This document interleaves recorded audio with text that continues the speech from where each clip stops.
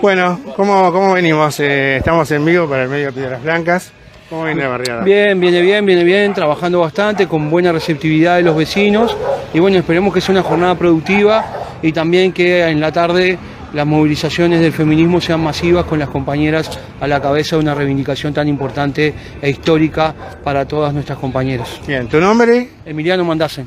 Emiliano, representante de FENAPES, Bien.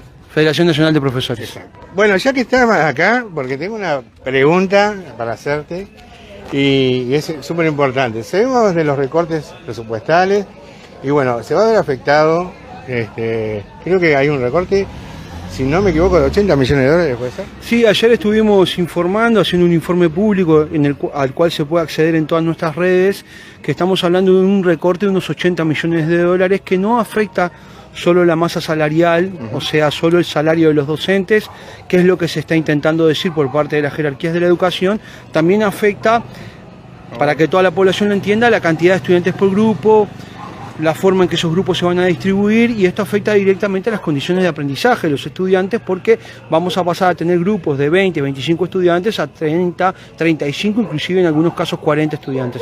Esto realmente compromete la posibilidad de trabajar personalizadamente con sus hijos, con sus sobrinos, con sus nietos en cada uno de los centros educativos.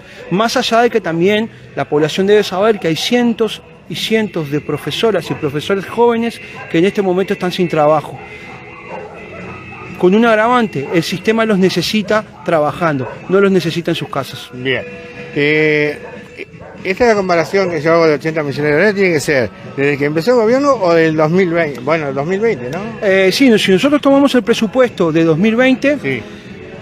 2021 hay un descenso del presupuesto de 71 millones de dólares y en 2022, por los números que nos entregaron las propias autoridades, las propias jerarquías de la educación del gobierno, serían 9 millones más.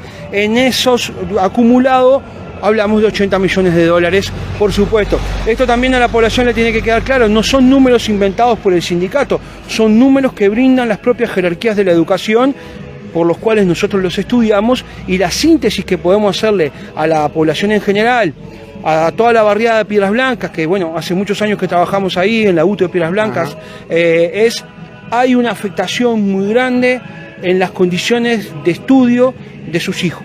Bien. Sí, porque teníamos, por ejemplo, en Piedras Blancas sabíamos que hay recortes, muchos recortes, que tienen que ver con lo educativo. Y es donde nosotros venimos hace muchos años hablando de que, bueno, hay muchas familias en vulnerabilidad y a veces para un trabajador o para una persona en vulnerabilidad tener el acceso al estudio ahí cerca de su casa, eso hay cosas que no la va a tener. Sí, yo creo que ahí hay un problema que tú has tocado muy bien. Por ejemplo, vamos a poner un ejemplo concreto, para que la gente lo comprenda. En la UTE de Piedras Blancas no perdimos grupos este año.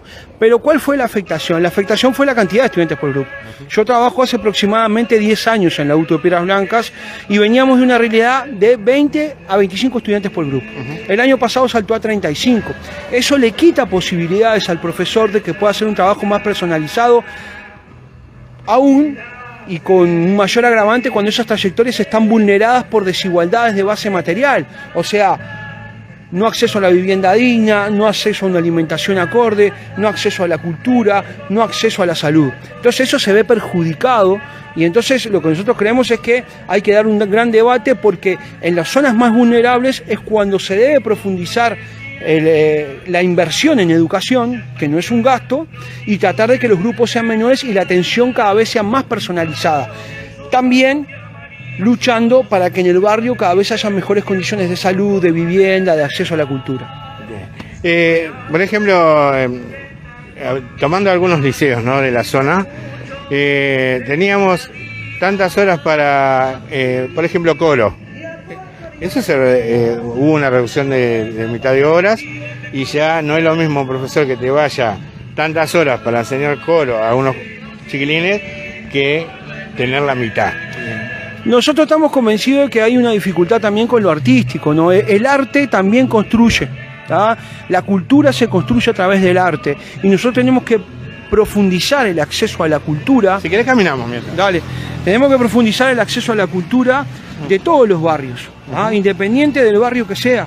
y tenemos que brindarle las posibilidades a todos los jóvenes de que puedan tener acceso democrático al conocimiento universal. Creo que es eso lo que tenemos que debatir. Independiente de la profesión, del oficio que elijan, tenemos que lograr que tengan una formación integral. Y eso implica, en síntesis, un acceso democrático al conocimiento. Bien. También, vos sabés por qué te recalco esto, porque teníamos lindos proyectos, por ejemplo, creo que fue el 13 con el 20, con un liceo de Punta Gorda, que hicieron una jornada de coro, bueno, de arte, cultura, y era hermoso porque vieron 3 videos que están colgados en YouTube, con profesores laburando y integrando y en la inclusión esto de un contexto por ejemplo, de Piedras Blancas con un liceo de Punta Gorda. Y estaba bueno ese cruce.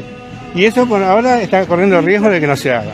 Sí, eso fue realizado por algunos profesores de la zona, que nos parece una experiencia súper interesante para que los estudiantes rompan esa segmentación residencial y educativa en la cual viven. Por eso tiene que haber una fundamentación también desde la perspectiva cultural del boleto gratuito, ¿no? Los estudiantes tienen que tener boleto gratuito no solo para ir al centro de estudio. Por ejemplo, si un estudiante quiere ir a ver una obra de teatro en el centro de Montevideo un sábado a la noche, bueno, tiene que tener un boleto gratuito. Tendríamos que ir a construir redes que le permitan acceder a la cultura, porque la cultura también es conocimiento. La cultura hace parte de la formación integral de todos nuestros jóvenes. Y vuelvo a recalcar el concepto. Así como tiene que haber un acceso democrático a la salud, a la vivienda, tiene que haber un acceso democrático a la educación y que ese acceso democrático implique que todos puedan acceder al conocimiento universal, ¿tá? Cultural, integral, independiente de que lógicamente después vayan a especializarse, ¿tá? En una profesión, en un oficio, pero sí todos los hijos, los trabajadores, todo el pueblo tiene que acceder al conocimiento universal, porque eso es lo que le va a permitir construirse para poder ser realmente seres pensantes y que sean constructores de su propia historia. Qué importante lo que decís, porque me queda, yo tuve la posibilidad de ir a grabar algunos de estos eventos. Por ejemplo, el último que fui al Galpón, donde se expuso el 20 y el 13. Y vos sabés que muchos chiquilines ya están haciendo guitarra, otros están haciendo esto, y porque tuvieron la posibilidad de subirse al galpón, a las tablas de galpón, usar su vestuario, y eso es un incentivo para un pibe en un contexto crítico, en familias de vulnerabilidad, que hoy, bueno, tienen su guitarra y hacen música. Sí, pero hay experiencias múltiples. Sí. Hay experiencias, por ejemplo, hay una profesora del liceo, que fue profesora del Liceo 13, que tiene toda una experiencia de un cuerpo de baile en el Liceo 13, que bueno, que es una experiencia fantástica. Han actuado en la Sala Citarrosa, o sea, y han aprendido danza clásica, han participado de diferentes procesos, o sea, yo creo que se puede. Lo que pasa es que hay que establecer, pero además, ¿por qué no tenemos que tener bachilleratos artísticos en las zonas periféricas de Montevideo? Yo siempre cuento una anécdota. Un estudiante muy querido del Liceo 13, yo estuve muchos años en el Liceo 13, quería ser artístico y yo le tuve que poner mi dirección, ¿tá?, a pedido de su mamá para que pudiese ir al Liceo Yaba, ¿tá? Hoy en día es actriz de Galpón, ¿tá? Entonces, tiene que ocurrir eso para que un estudiante que quiere desarrollarse en las artes escénicas tenga que trasladarse hasta el centro. Bueno, capaz que sí, porque es parte de romper la segmentación residencial y educativa, pero tiene que estar trabajado. Lo que es evidente y que todas las vecinas y los vecinos de Piedras Blancas les tiene que quedar claro, es imposible mejorar un sistema educativo recortando presupuesto. Bien. Y por último, porque está riquísima la entrevista, el tema de los compañeros, aquellos 14 compañeros que fueron sancionados, vamos a decir, sí, y creo sumariados, ¿en qué quedó después eso? Porque hubo un proceso y hoy siguen estando algunos compañeros. Nosotros tuvimos 8 compañeros que salieron sin ningún tipo de sanción, que fueron los que se sacaron la foto afuera, 6 compañeros que fueron sancionados con 180 días, esos 180 días ya los cumplieron, ahora lo que se les hizo fue retenerle el otro 50% de sus haberes, lo cual nosotros en forma solidaria entre todos vamos a colaborar con esos jornales. Y bueno, nosotros seguimos rechazando las sanciones. Tenemos un nuevo caso que es del profesor Slamovich, que fue separado de su cargo, donde se dice que tiene 250 faltas, eso no es así, son 8 faltas, pero bueno, estamos también recusando eso. Y el caso más reciente es de los más preocupantes. Un compañero de ATES, de la Asociación de Trabajadores de Enseñanza Secundaria, fue sancionado por denunciar en un canal de televisión, en este caso TV Ciudad, que había un incumplimiento de los protocolos sanitarios en algunos liceos. Y además de hacerlo por televisión, lo dejó en actas de la Comisión de Salud Laboral, ¿tá?, entre la Dirección General de Secundaria y el sindicato. ¿Qué pasó? Hace pocas horas se lo sancionó, se lo apartó del cargo y se le retuvo el 50% de sus haberes. Un trabajador que lo único que fue decir, acá no se está cumpliendo con los protocolos sanitarios y esto implica riesgo tanto para los trabajadores como para los estudiantes. Bueno, decir lo que se piensa, expresarse con responsabilidad, como lo hizo el compañero, implica que la Dirección General de Secundaria te inició un sumario, ¿no? O sea, estamos llegando a un punto en el cual las garantías del debido proceso y del derecho no están aseguradas desde la Dirección General de Secundaria. Bueno, esto tiene que ver con la LUC, ¿no? Tiene mucho que ver con la LUC, o sea, la LUC... Sí, lo que pasa es que nosotros tenemos que lograr que la gente se dé cuenta que más allá de que la LUC no expresa voy a privatizar la educación educativa, genera los elementos para esa privatización, genera los elementos para que el sector privado comience a apropiarse del presupuesto público.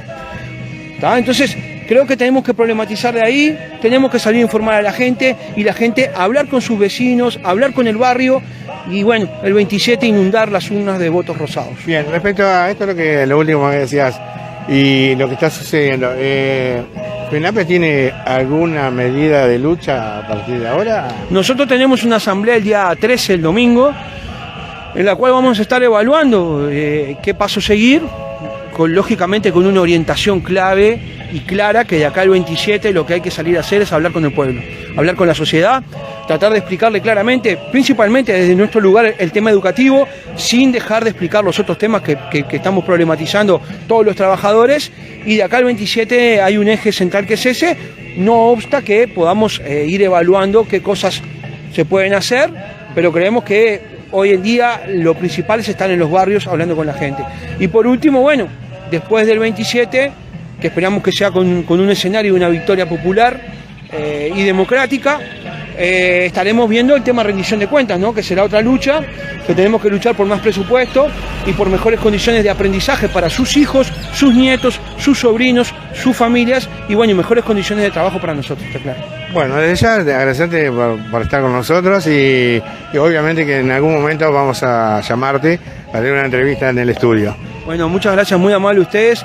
Y estos espacios que son comunitarios, que son de una comunicación que rompe un poco el blindaje mediático, siempre son bienvenidos y siempre van a contar con nuestra presencia en la medida de nuestras posibilidades y no hay que agradecerlos, agradecidos somos nosotros que nos den un espacio para expresarnos y para estar con la gente más cerca de ellos. Bueno, desde ya muchas gracias.